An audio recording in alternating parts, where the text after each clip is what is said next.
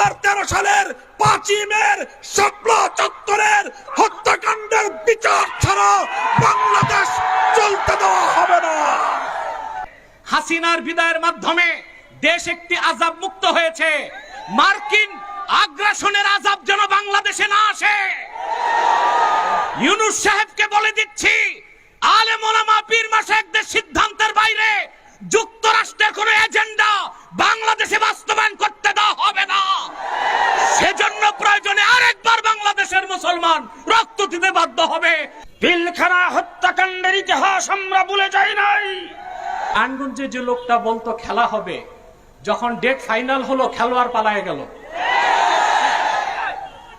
সকল আত্মত্যাগ, সকল শহীদের রক্তের ইমানদারি রক্ষা করতে হবে, শহীদদের মর্যাদা রক্ষা করতে হবে, সকল হত্যাকাণ্ডের বিচার করতে হবে। 2024-এর কোটা সংস্কার আন্দোলনের 5 শতাধিক শহীদের হত্যাকাণ্ডের বিচার করতে হবে।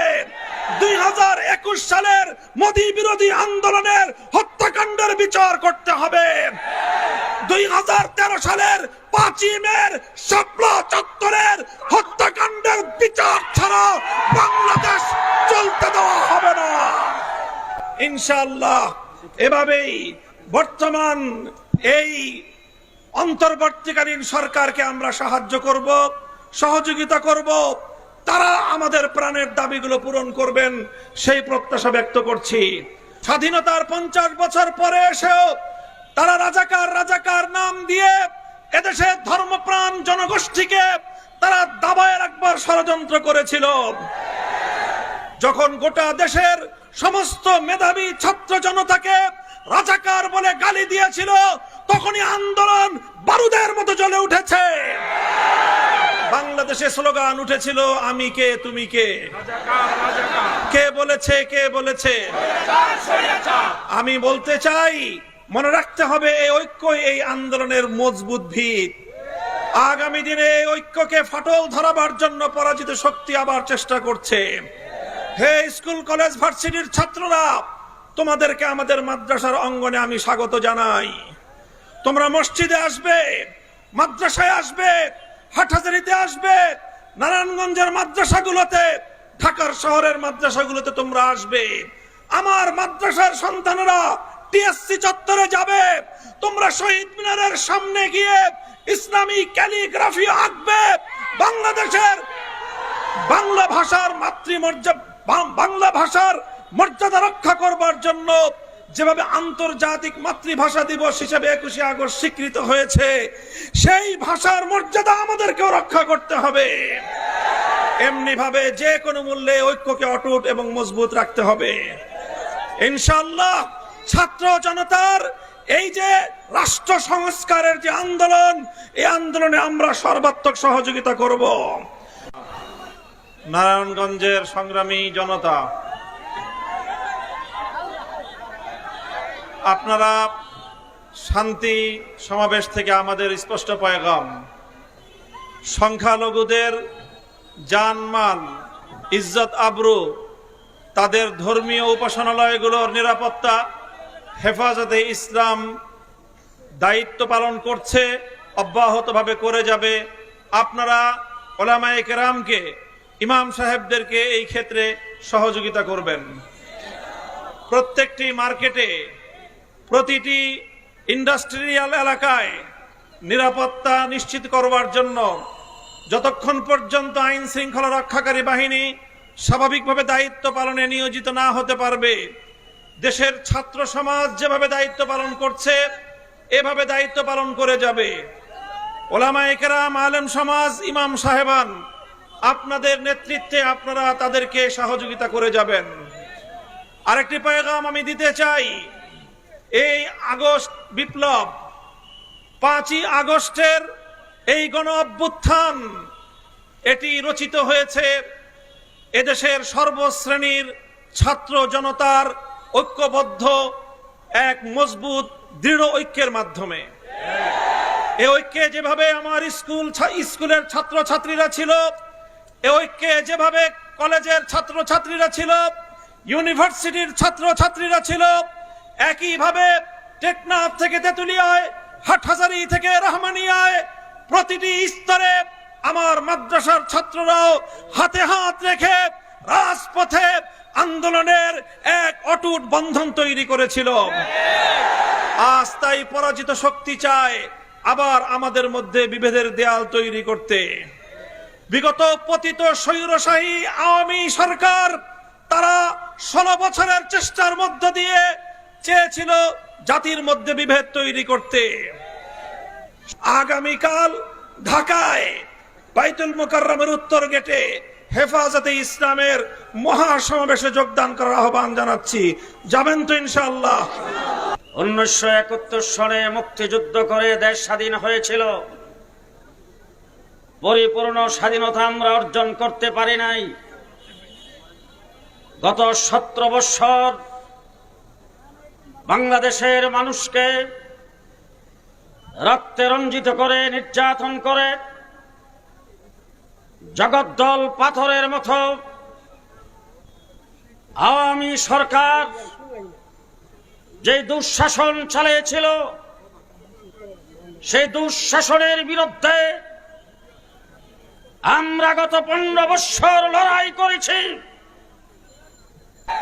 আজকে বাংলাদেশের সংখ্যালঘুদের মন্দির গির্জার পাহারা দিচ্ছেন কওমি মাদ্রাসার ছাত্ররা। সংগ্রামী সাথী ও বন্ধুগণ, বক্তব্য নেতৃবৃন্দ রাখবেন। আমি শেষ কথা বলে যাচ্ছি আপনাদের কাছে।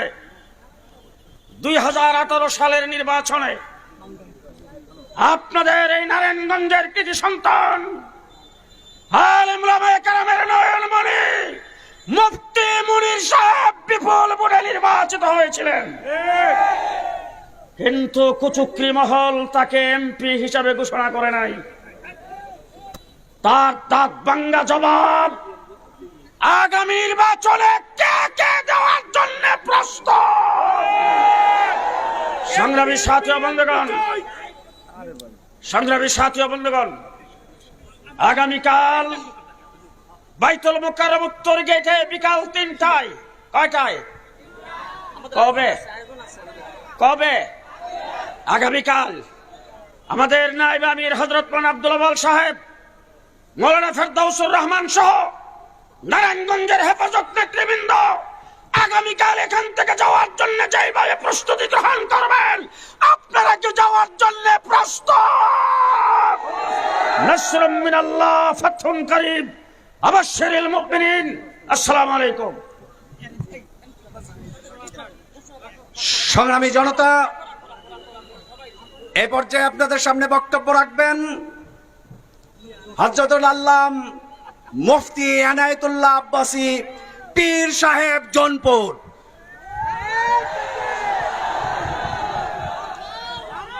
আলহামদুলিল্লাহি রাব্বিল আলামিন والصلاة والسلام على محمد صلى الله عليه وسلم نبي الأنبياء والمرسلين الذي أكمل الله به قصر النبوة أي ختم الله به النبوة وحكما لا نبي بعده।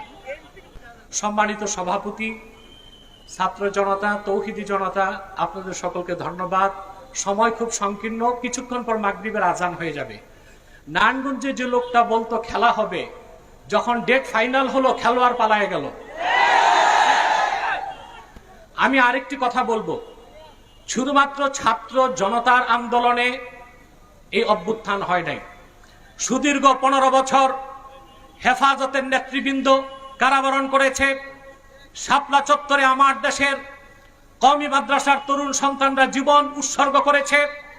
ভারতীয় আধিপত্যবাদের বিরুদ্ধে, মোদী বিরোধী, ভাস্কর্য বিরোধী আন্দোলনে বাংলাদেশের ইমানদাররা, ইসলামপন্থীরা জীবন দিয়েছে। সেই ক্ষোভ বিস্ফোরণের আকারে বহিঃপ্রকাশ ঘটেছে ছাত্র আন্দোলনের মাধ্যমে। অতএব আমি হেফাজত নেতৃবৃন্দ সহ সারা দেশের আলেমদেরকে বলবো, ভারতীয় আধিপত্যবাদ থেকে বাংলাদেশ মুক্ত হয়েছে। হাসিনার বিদায়ের মাধ্যমে দেশ একটি আযাব মুক্ত হয়েছে। মার্কিন আগ্রাসনের আযাব যেন বাংলাদেশে না আসে। ইউনূস সাহেবকে বলে দিচ্ছি, আলেম ওলামা পীর মাশায়েখদের সিদ্ধান্তের বাইরে যুক্তরাষ্ট্রের কোন এজেন্ডা বাংলাদেশে বাস্তবায়ন করতে দেওয়া হবে না। সেজন্য প্রয়োজনে আরেকবার বাংলাদেশের মুসলমান রক্ত দিতে বাধ্য হবে। ওয়া আখির দাওয়ানা আনিল হামদুলিল্লাহি রাব্বিল আলামিন। ওয়াসসালামু আলাইকুম ওয়া রাহমাতুল্লাহ। এ পর্যায়ে বক্তব্য রাখবেন আজকের এই শান্তি সমাবেশের প্রধান অতিথি, এদেশের লক্ষ কোটি তৌহিদি একাত্তরের মুক্তিযুদ্ধ, 71-এর মুক্তিযুদ্ধের কথা বলছি, 2024-এর নয়। 71-এর মুক্তিযুদ্ধে এই দলটা নেতৃত্ব দিয়েছিল, এই জন্য অনেক মুরব্বীরা এই দল করতেন, নারায়ণগঞ্জের অনেক ব্যবসায়ীরা এই দল করতেন। অনেক মানুষ আছে যারা জোর জুলুম করে নাই, এমন অনেক মানুষ আছে তাদের নিরাপত্তার দায়িত্ব এদেশের আমাদের আলেম ওলামাদের। আমরা তাদের নিরাপত্তা নিশ্চিত করব। হেফাজত ইসলাম নিশ্চিত করছে, ইসলামী আন্দোলন বাংলাদেশ নিশ্চিত করছে। এক কথায় এদেশের ডানপন্থী যত মানুষ আছে তারা ওই আওয়ামী লীগের ভালো মানুষগুলার নিরাপত্তা নিশ্চিত করবে। কিন্তু যারা টেন্ডারবাজি করেছে, চাঁদাবাজি করেছে, সন্ত্রাসী করেছে, ওই কুলাঙ্গাদের ছাড় নাই, ছাড় নাই, ছাড় নাই। এমপি চাই। সংগ্রামী সাথী বন্ধুগণ, আমাদের মাঝে এসে উপস্থিত হয়েছেন খতিবে বাঙ্গাল আল্লামা জুনায়েদ আল হাবিব। নারায়ে তাকবীর। এই পর্যায়ে বক্তব্য রাখবেন, এই পর্যায়ে বক্তব্য রাখবেন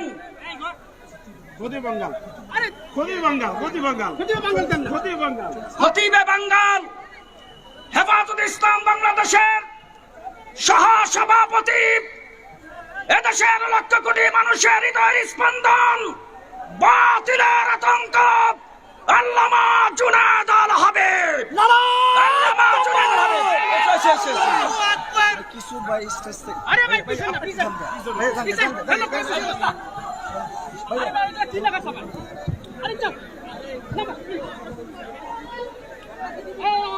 আচ্ছা দেন দেন।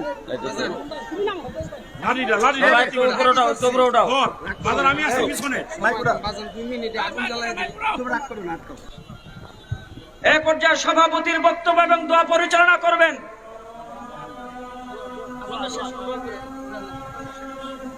আমরা প্রত্যেকের কথা শুনি, সর্বশেষ দোয়া করে দিই। আল্লাহুম্মা আমিন।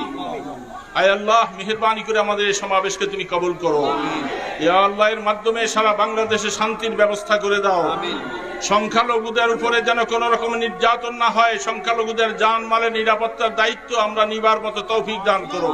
ইয়া আল্লাহ, বাংলাদেশে তুমি শান্তির ব্যবস্থা করো। আয় আল্লাহ, আমাদের ছাত্র ভাই সহ যারা এই আন্দোলনে শহীদ হয়েছে, আল্লাহ সকলের কবরকে তুমি মুনাব্বার করে দাও। ইয়া আল্লাহ, মেহেরবানি করে আগামী দিনে হিম্মতের সাথে এই দেশকে সোনার বাংলা করার তৌফিক দান করো। সাল্লাল্লাহু তাআলা